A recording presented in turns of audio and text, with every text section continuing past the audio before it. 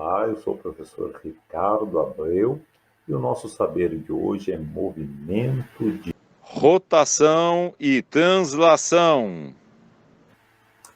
rotação, dias e noites. Ó, a Terra, ela gira ao redor de si. Ela tem uma rotação, tá certo? Em um eixo imaginário. Se você olhar aqui, ó, esse nós chamamos de eixo imaginário. Tem aquela inclinação de 23,5 graus, por causa daquele acidente cósmico que ocorreu há mais de 4 bilhões de anos e deu origem à Lua. A Terra deu uma inclinadinha. Esse movimento de rotação da Terra é responsável por produzir o movimento aparente do Sol no céu. Tá? Não é o Sol que está se movimentando. Na verdade, é a Terra. Ó. Então, esse lado aqui é dia. Esse lado de cá, noite. Agora, imagina uma catástrofe. Imagina algo que pudesse abalar o universo. Olha só, pessoal, se a Terra parasse de girar. O que será que aconteceria? Bom, de cara, esse lado de cá iria cozinhar, porque ia ficar tomando sol sem parar. 300 graus. E do outro lado, iria congelar. Agora, não se preocupa, que até isso acontecer, ia ter outra tragédia. A Terra, pessoal, ela gira a uma velocidade de 1.700 quilômetros por hora. Você vai dizer, mas professor, como é que o negócio viaja tão rápido e eu não percebo? A Terra é grande, você está na superfície, a força da gravidade te segura. Mas se a Terra desse uma paradinha, com você aqui em cima, tudo que não está preso na superfície da Terra, sabe o que iria acontecer? Seria arremessado. Isso mesmo. Você seria arremessado a 1.700 km por hora. Ninguém sai vivo dessa. E detalhe, pessoal, isso daqui, um corpo ser arremessado quando o outro para, nós vamos estudar lá no 9º ano. Um cientista super legal chamado Isaac Newton. As leis da física, inércia, ação e reação e movimento retilíneo uniforme. Umas coisas muito legais que você vai gostar bastante dentro da física. Opa, ainda bem que não parou, né? A existência dos anos se deve ao movimento da translação, em que a Terra percorre uma órbita ao redor do Sol. Esse movimento se repete aproximadamente a cada 365 dias. Esse movimento não é perfeitamente circular, mas levemente elíptico. Dá uma olhadinha aqui embaixo, tá? Na demonstração. Graças a esse movimento que nós temos as estações do ano. E agora, uma parte da nossa aula de hoje é a gente poder ver pela primeira vez algo que a gente só conhecia na teoria. Uma imagem de um buraco negro que demonstra a distorção do espaço e tempo. Que barulho é esse, professor, que o senhor ouviu? Depende. Se eu estiver lá no buraco negro, o barulho ainda nem ocorreu. Espera aí, professor, o tempo pode ser alterado? Pode. Infelizmente, pode ser alterado. Quem descobriu isso foi Albert Einstein.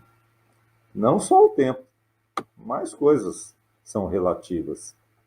Uma coisa chamada teoria da relatividade. Mas tem algo que o pessoal já percebeu há centenas de anos atrás. O imperador Júlio César, no ano 45 a.C., chamou o astrônomo Sógenes para calcular com mais precisão esse ano, se era 365 dias e uns quebradinhos, um pouquinho.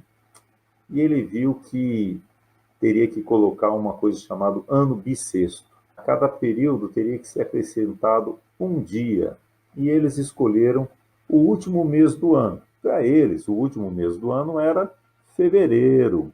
Nós, cristãos, Depois acabou sendo dezembro, né, pessoal?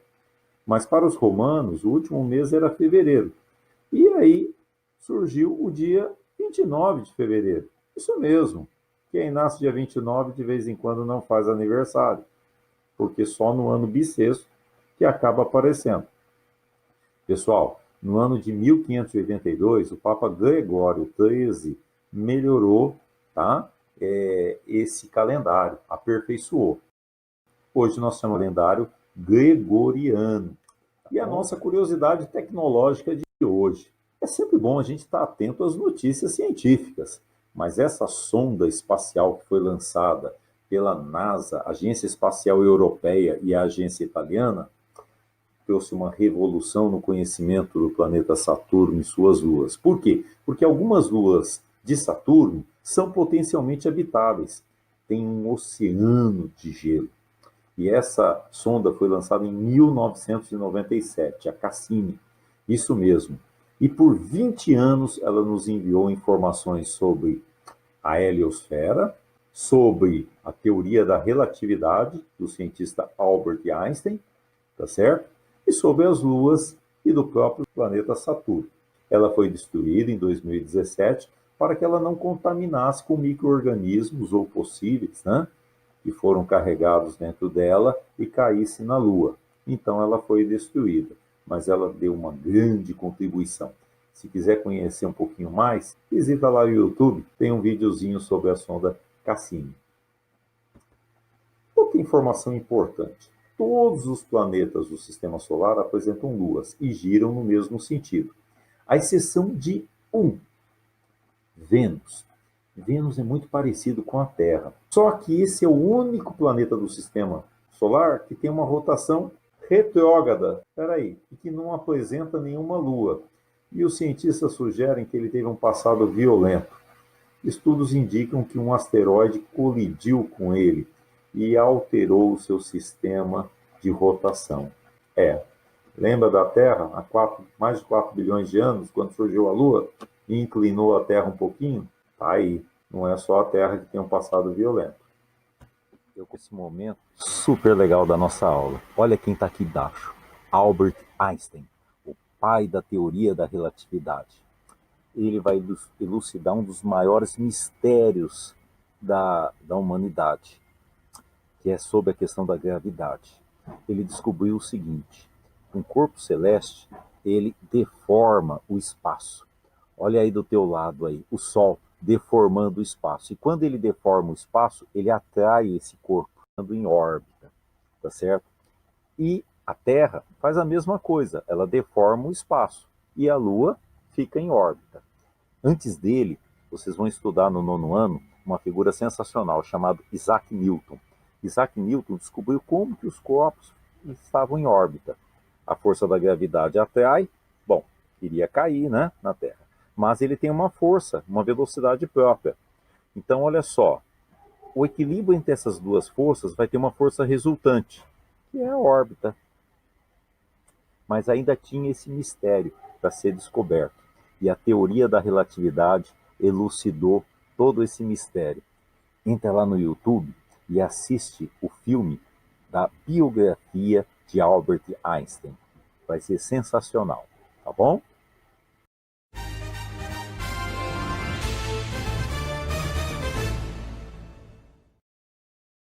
Existe um grupo que não acredita que a Terra é esférica, pessoal. Eles acham que a Terra é plana. E aí, pessoal, nós chamamos esse grupo de terraplanistas. Devemos respeitá-los. São ideias opostas. Mas a ciência tem os seus argumentos. E eu coloquei 2 argumentos aí. O primeiro, por exemplo, do navio. Por causa da curvatura do planeta, à medida que o navio se afasta, dá para vê-lo desaparecer no horizonte, até que ele suma por completo. Se fosse plano, teríamos um navio cada vez menor, mas sem sumir. Uma coisinha que eu gosto de fazer, né, é uma brincadeirinha, é assim. Minha cabeça tem uma curvatura também. Então, olha só, olha aqui, ó. Contornando, contornando. Olha ele aparecendo aqui, a pontinha aqui, ó, tá a pontinha. Ó, aumentou, olha, ó, voltou. Isso é um exemplo simples. É diferente no hemisfério sul e norte. A maioria das estrelas vistas em um não é visível em outro. Então, há muitos argumentos, tá bom? Vamos fazer um passeio no YouTube. Periodicamente, a sonda Curiosidade ou Curiosity manda imagens diretamente do planeta Marte. E dentro em breve nós vamos ter homens lá colocando o pezinho lá em Marte, né? Quem sabe você pode seguir a carreira de astronauta, né? E agora é com você. Acesse o nosso blog e realize as atividades número 43 e 44. E até a nossa próxima videoaula.